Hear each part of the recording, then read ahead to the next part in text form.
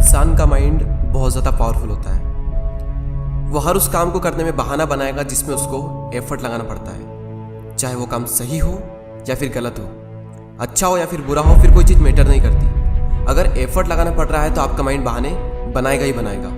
पढ़ने में एफर्ट लगाना पड़ता है, इसलिए माइंड हमारे सामने बहाने की पूरी लिस्ट रख देता है कि सुबह जल्दी उठकर इसलिए नहीं पढ़ सकता क्योंकि रात को लेट सोए थे। तो क्यों सोए थे? किसने कहा था रात को लेट सोने के लिए?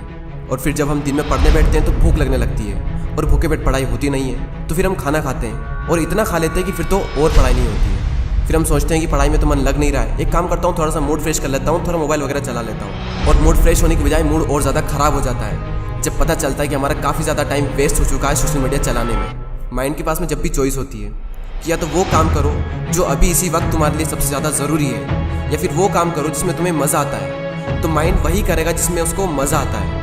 और जिस काम में तुमको जितना ज़्यादा मज़ा आता है वहाँ पर तुम्हारा कॉन्सेंट्रेशन का लेवल इतना ज़्यादा होता है जिसकी कोई लिमिट नहीं। कई सारे लोग कहते हैं कि मेरी कॉन्सेंट्रेशन पावर बहुत वीक है, मेरा दिमाग कमज़ोर है। कोई कमज़ोर नहीं है। ये देखो कि तुम्हें सबसे ज़्यादा मज़ा किस काम को करने में आता है, वहाँ पर तुम्हारा फोकस उतना ही ज़्यादा होता है और इतना होता है जिसकी कोई लिमिट नहीं। तो यहाँ पर सीधी सी बात ये निकल करके आती है कि अगर आप अपने माइंड के हिसाब से चले तो आपका माइंड आपको बर्बाद करके रख देगा, क्योंकि माइंड तो वही चूज़ करेगा ना जिसमें उसको मज़ा आता है, और मज़ा हमेशा गलत चीज़ों में आता है।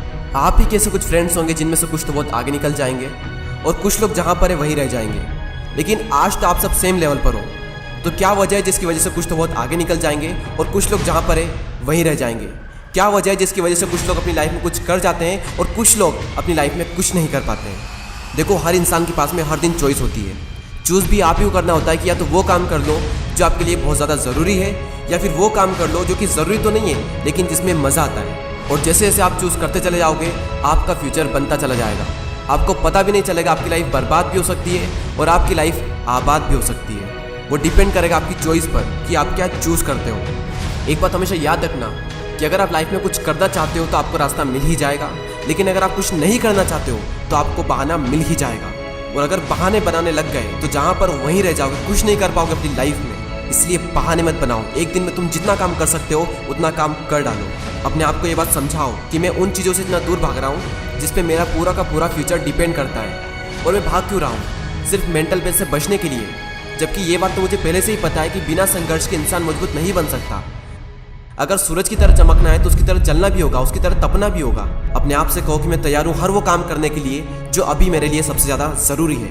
अब उस काम को करने में कितना भी एफर्ट क्यों ना लगाना पड़े, कितना भी दर्द क्यों ना हो, मैं तैयार हूँ उस काम को करने के लिए।